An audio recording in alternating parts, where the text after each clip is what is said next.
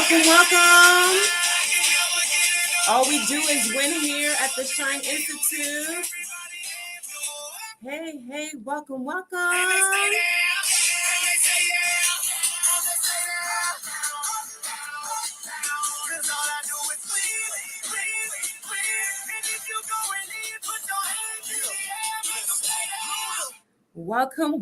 Welcome. I am so excited, ignited, and delighted.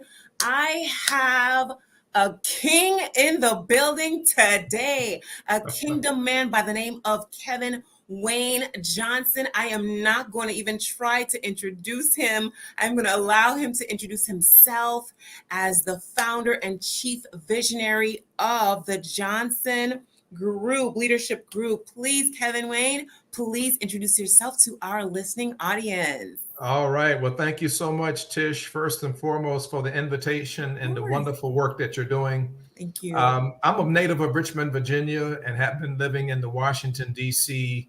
metropolitan area now for a good number of years. After I completed my college education at Virginia Commonwealth University, I moved to the area to begin a career with the federal government, although at the time, I didn't know it would be a career. It was just a job because I was unemployed. But I took my mom's advice. It was great. I looked up one day and 34 years passed. Woo! That is a whole adult at 34 years. Wow. No doubt. And I had an opportunity, a blessed opportunity to serve as a frontline leader, a mid-level leader, and a senior level leader in the federal government before I retired. And as a matter of fact, this month, 6 years ago, is when I retired. In parallel with that, I've been actively engaged in ministry leadership. Nice. So I have served the local church as a deacon, as an associate pastor, and as a senior pastor along the way. Wow. And the reason it's really important for your listeners to kind of hear that background is because I've seen leadership done very, very well, and I've seen leadership done very, very poorly, and how it leaves the team, the organization, and the individuals feeling and performing and producing. And I was determined that once I retired, I would do something about it. So I stood up the Johnson Leadership Group. I have a team of 10 certified trainers and teachers and coaches and mentors. And then I'm a speaker as well.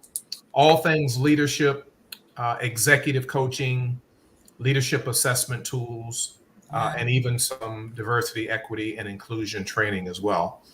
And then I, of course, anytime I sort of introduce myself to the listeners, I always have to add that I've been married for 30 years to one wife. Of course. Woo! From our union, we have 3 sons, 27, 26, and 25, all back to back to back. Wow. And that's what keeps me smiling. Wow. Kevin, you have it all, man. You have it all. You have God. You have one wife. You have 3 sons. You have granddaughters. You have 34 years under your belt in the federal government. You are a man of the cloth. Like you are being the hands and feet. You are just doing it all. I am curious to learn more questions too about how did you overcome the fear, if fear was even there, in terms of after retirement, starting your own company and being an entrepreneur? To some that may be listening, they may want to do something that they're really great at, but fear or the unknown may be holding them back. How did you alleviate that and push forward? That's a good question, Tish, and I'll answer it with a twofold approach. First and foremost, I encourage everyone to enter into a season of preparation as it relates to what you want to do next, right? As you follow your heart and you have an idea of what you want to do next, begin the process of preparing. So I knew 5 years out from retirement what I wanted to do. I wanted to land in the space that I'm in. So in order to have credibility in the marketplace, I had to become credentialed, because that means a lot to people that want to hire Kevin Johnson or that want to hire the Johnson Leadership Group. And so I did just that. I got connected with the John Maxwell team. I became certified through their program, through their training down in Orlando. And that was about 7 years ago. And I'm glad I did. It was a phenomenal investment, and I've learned so much. At the same time, I answer your question in saying everything that we do is a faith walk.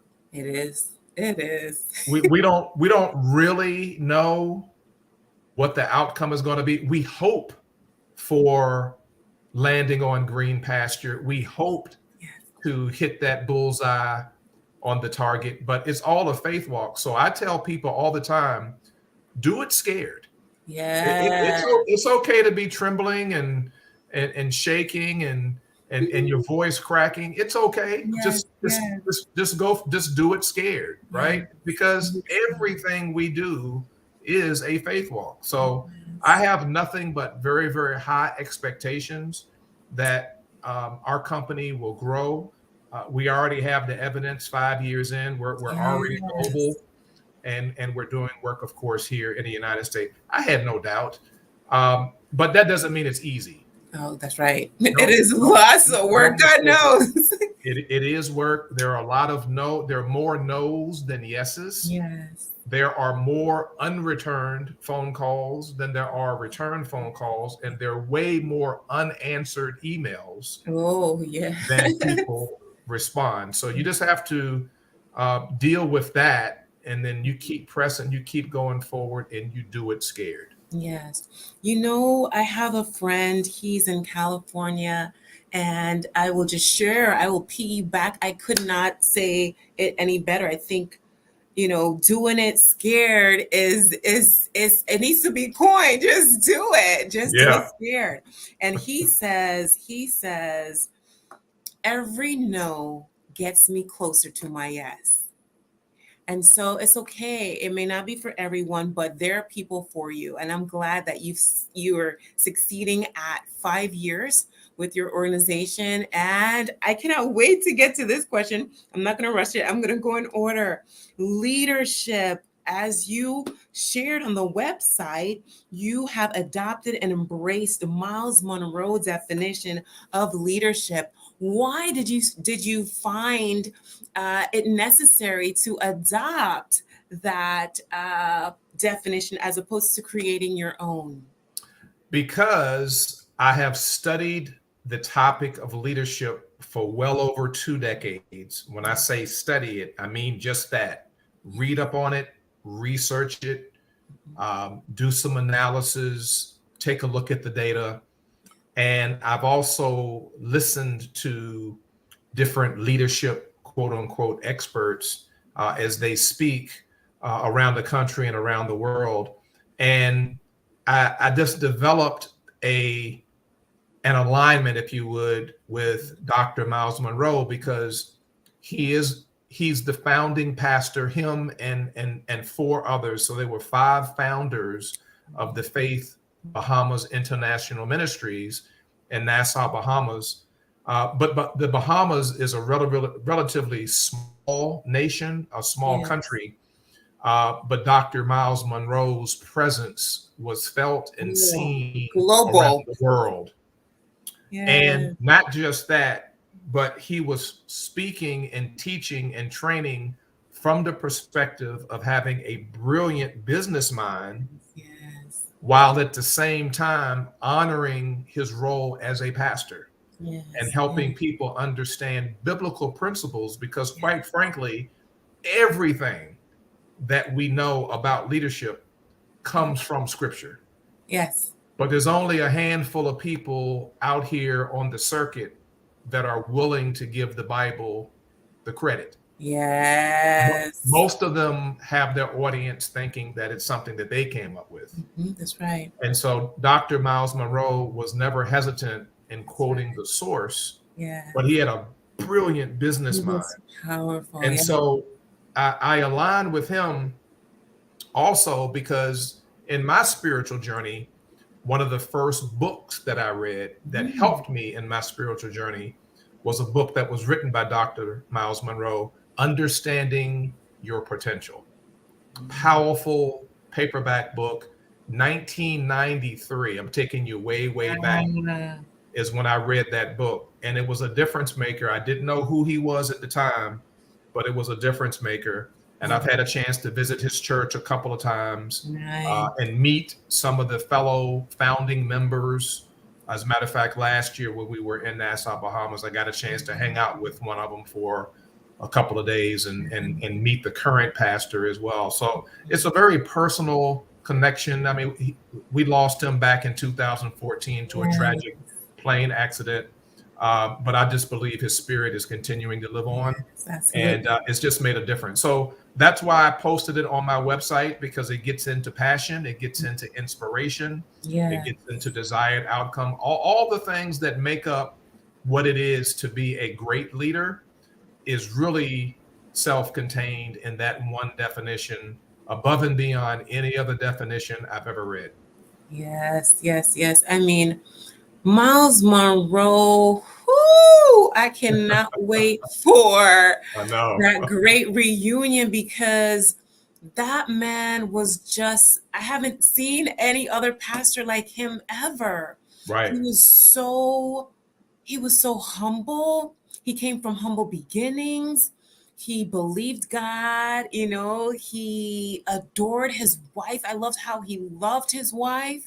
I mean, he, just like Tony Evans, I believe a good man of God, you can tell not only by what they say, but you can tell by their fruit.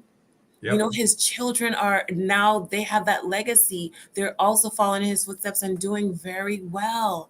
So I cannot concur anymore. He has left so many books, and that's how he lives on. He has books, he has sermons, he has so much, because the ultimate leader, the CEO of the universe is Yahweh. It is Jehovah, and nothing can take that away. His principles on finance are all there. Yep, absolutely. Brilliant business mind. Yes. Thank you so much for sharing that. Now to the two questions that I'm super excited about.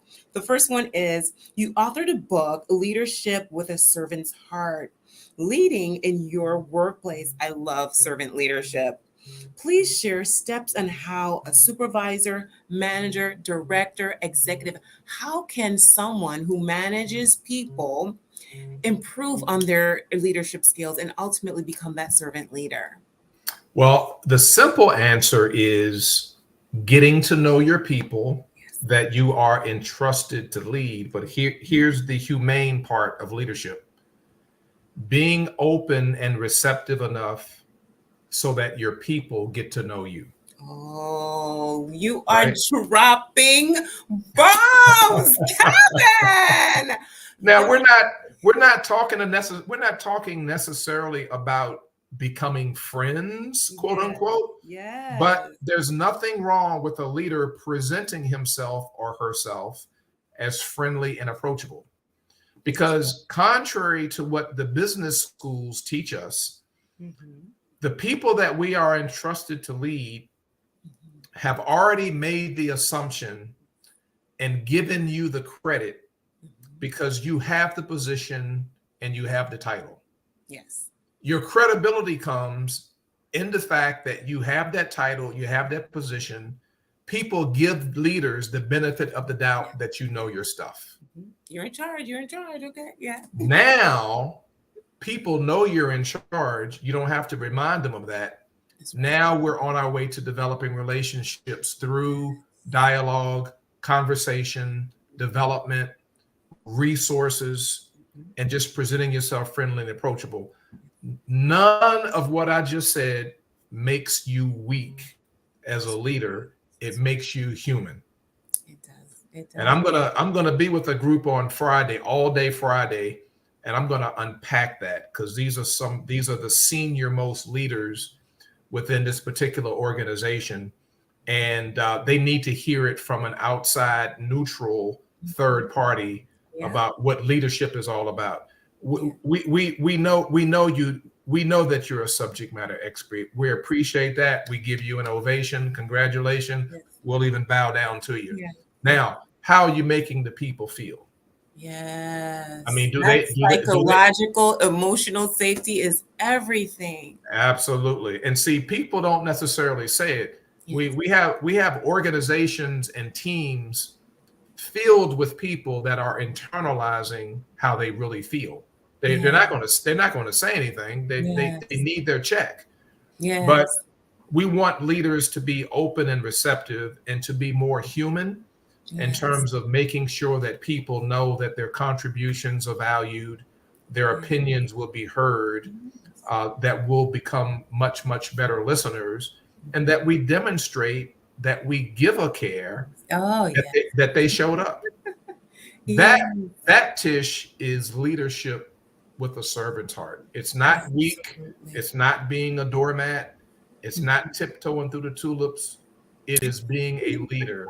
And we don't need to dictate, mandate, and threaten folks to get things done. People show up wanting to give you their best and to be their best, but they also want to know that they have some top cover. They have a leader that's going to take care of them, that's going to give Yes. them resources and developmental assignments and Mhm. have a door open where they can ask questions and be the best that they can be. When it's all said and done, that's what people really want. Yes, yes, I love it, and love it. As I was sharing with you as we were coordinating our meetup this evening, I was working on a project in Harford County this week, and the young lady who I was working with, who was the lead, we navigated, we strategically navigated through the tulips, and at the end, before I left today, I said, you know what? You are a phenomenal woman, man. She's on the Eastern Shore. I said, I said, you're a healthy person, you're phenomenal. If there was an unhealthy professional in that leadership role, I don't know if we would have spared the tulips. It may have been a crash and a burn, but she cared. She cared, she addressed certain things, and we were able to finish our project. I'm just like, man, people don't care how much of a subject. I mean, she's leading several boards. People don't care how much you know until they know how much you care. Yeah, absolutely. That's core to human behavior. Yes. And we don't get it in school. It's something that has to be taught Yes. post school, because they just give us the theory and they give us the methodology and the mechanics, but it doesn't get into the human aspect of what people really want and expect from their leaders. So there's a huge gap between what leaders are delivering Yes. and what the workers are expecting. Yes. And so the Johnson Leadership Group comes in to help to fill that void. So we work with government agencies, corporations, churches, of course, nonprofit organizations, and also academic institutions. Yes. That's where the people are, in the marketplace. Exactly. And not just here in the United States, but we're expanding abroad as well. And that leads us to the next question, man. I saw your post on LinkedIn. You're just going from Kenya. You're going back to different countries. I saw Italy. Please, this is your opportunity for a little bit of your commercial to sell your book and just let everybody know about your tour coming up in 2024. Yeah, like I said earlier, Tish, this is definitely a faith walk. You know, you kind of know in your mind what it is you want to do. But you have to make sure that you're in alignment with God in terms of everything that we do, because we have our own plans, but are we in God's will is the question. So we're wrapping up in December of 2023, our 2023 book tour, 20 U.S. cities, and then one nation, Kenya, Africa. I was scheduled to go to some other nations as well, but I just couldn't fit it in. But I've been to Kenya 5 times and I already have relationships there. So that was the low-hanging fruit. We're going to be wrapping up. Our last event for 2023 is going to be the second Saturday in December at the Museum of the Bible in Washington, D.C. Oh, nice. I happen to be a founding member along with Pastor Rick Warren and some others. It's just kind of interesting that that's going to be the very last stop on our tour. But I'm really, really excited about that. So 2024 has already been planned, and we're going to kick it off in Aruba in January. I'll do a couple of events while we're there. Then in April, Antigua. I'll be there with I'll be there with a group, but I'll find a way to get away and do at least one event while we're in that nation. My mom was born in Antigua. Oh, So, wonderful, yeah. wonderful. Yeah, and in June, I've received an invitation for a full week for Italy, where we'll be partnering with local churches and the local community there for a full week. That should be pretty exciting. The last time I was in Italy was before the pandemic on the Western Mediterranean cruise. That was awesome. And then, of course, every 4 years, my family and I, we go to the host city for the Summer Olympic Games. That's going to be in Paris. So we'll be doing some events while we're there in between some of the sporting events. And then last but not least, in October next year, I'm already confirmed, I'll be going back to Africa, this time Botswana and South Africa. Nice. And the reason I'm sharing this with you, Tish, and with the listening audience and with my LinkedIn audience as well, is really just to encourage everyone to follow your dreams, your goals, and your aspirations. People need your message, whatever it might be. In your case, Tish, it's a podcast. Yes. You may have some other listeners there that are singers or poets, or they may be authors themselves, or they have a special gift where people need access to your gift.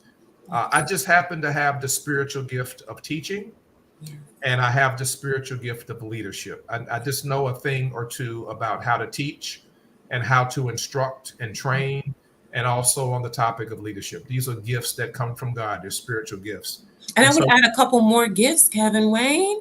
You have been successful as a Black man in America. You have been successful at marriage. You've been successful at fatherhood. Those are things that, looking at the stats in our community, you should definitely take some kudos for that as well. I would love the honor to meet your wife. Yeah, thank you. Thank you so much. So that's kind of a snapshot of what's going to be taking place, leading national and international conversations around the timely topic of leadership. So I can be reached. Both me and my team, we can be reached, of course, through our website, www.thejohnsonleadershipgroup.com. And you'll see all things clients. You'll see testimonials. You'll see how you can reach out and touch us, information about the books, the coaching that we do, the DEI training. You'll see some video clips of some of the speaking engagements that I've done. It's a pretty all-inclusive type website. And we have a company policy that when people reach out to us, we will respond within 48 hours. That's a company policy. I can't stand this. I can't stand you waiting. reaching out to people and they just ignore you, like, you know, what, and they don't realize it, but they're sending a subliminal message that your email is not important. Yes. And I don't subscribe to that. So we respond within 48 hours. I love it. I love it. 2 questions before we leave. What has been a challenge that you've had to overcome, if any, during this faith walk? Yeah. So in this season of my life as an entrepreneur, here's the biggest challenge and the biggest disappointment. And many of your listeners can probably relate to this. Too many of us see each other as competitors instead of taking the time to get to know each other and collaborate and partner. I have so many businesses out here, Tish, that do the same line of work that I do. And I cannot figure out why 8, 9, 10 of us don't get together, pull our resource together, and go after these 7-figure contracts. I agree. Instead, all of these 9 different companies are trying to do it on their own, and none of them win. So, 9/10 of the pie is better than 0. Yes. And if we just did 4 or 5 of those together per year, everybody would have a 7-figure a year company. But we don't do that. So, and it's no different. It's no different in the church as well. I've served the church as an associate pastor and as a senior pastor, and there are just not enough pastors that get together Yeah. to pool their resources together to do bigger things and reach more Yeah. people. Most pastors just want to do it on their own. So that's a challenge. Well, I would like to submit to you, as I was mentioning before we got live, one of the young ladies that we met in Vegas, I am willing to, whether start a chapter when it comes to coaches, life coaches, leadership, going after those organizations to Yeah. have a conglomerate, a network, so that we can start little and mighty and hopefully have individuals. I want to shout out Dorothy Enriquez, also Jeff Kluback, Pretty. Those were individuals that I met, that we stay in touch. I share opportunities, they share opportunities, and however we can collaborate, that's our ultimate goal, is to see how we can make that happen. Absolutely. I'm a firm believer in that. If it's just a matter of finding people that are willing to do it. Yeah. And so the last question that I will ask you, I do know what your next project is. Thank you for sharing a challenge.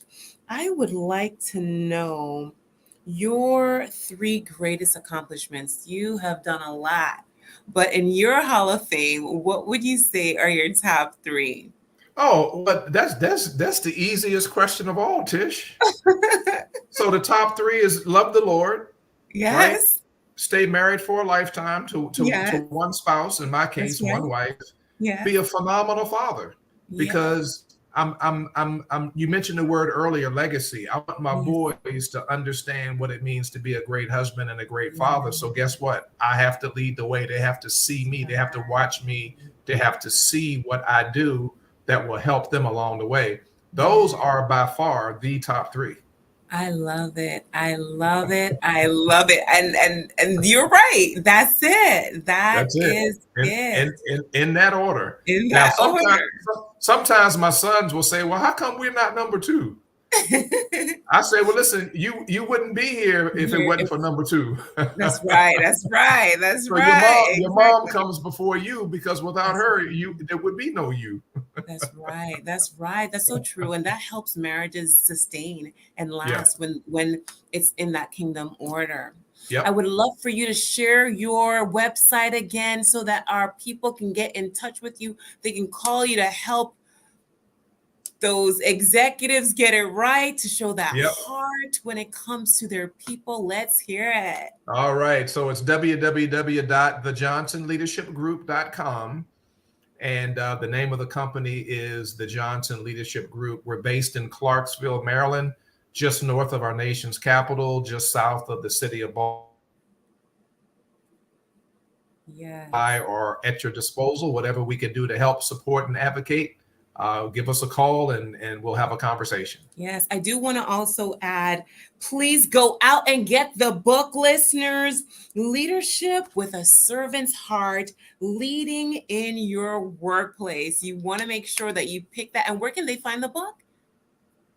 Oh, the book is available really everywhere that books are sold. Of course, above and beyond Amazon, that's a given. But you can also get the book through Target, through Barnes and Noble. It's available in audiobook, it's available as an ebook, and it's available as a print. That's a responsibility that authors have, to make the book available to all audiences. So we've done just that. So everywhere that books are sold, all you have to do is walk into your favorite bookstore and just ask the clerk behind the desk to order it. If they don't have it already in stock, they can order it and probably get it within 2 or 3 days. Yes. Mr. Johnson, it has indeed been a pleasure to have you. I think the world of you. You have done well. And I know this is just the beginning of many conversations. Congratulations on your book, on your tour in advance. And I'm going to see, are there tickets? Can I just sign up the second Saturday at the Museum of the Bible? Yeah, as a matter of fact, I would encourage everyone to just go to the Museum of the Bible and take a look at their current list of all the activities. Saturday, December the 9th, we're going to be, when I say we, it's a group called the Christian Authors on Tour. There's going to be about probably 6 or 7 or 8 of us there for an extended period of time, courtesy of the Museum of the Bible. And we're going to be having a discussion and we're going to be having book signings in one of the main auditoriums. They really, really have laid out the red carpet for us. Yes, I can't wait. yes. And that museum, and by the way, for your listeners, if you have not been to that museum in our nation's capital, when you come to Washington, D.C., add it to your bucket list. It is awesome. The technology is out of this world. The restaurants are phenomenal. And everything from the very beginning of the writing of the Bible, all the translations. I mean, it's just a great chronological history of the Bible. It is a wonderful museum. Yes, yes, I have been there. I love when Yeah. you go into the Red Sea. It's just like you are live right there. I was just blown away at the Incredible. technology and how they bring the Bible to life. I So I agree. would second that. I would second that. You are in for a treat. It has indeed been an honor, a pleasure, a privilege to have you on Winning Workplace Wednesdays. This will not be your last, I hope. Right. And you got to come and let us know how the Museum of the Bible went, and Absolutely. just continue to promote the Bible, the book, so that people can continue to buy. So I will. Thank you so much for coming. All right. That's it, people. Until next time, you know what we do. Keep shining. Toodles.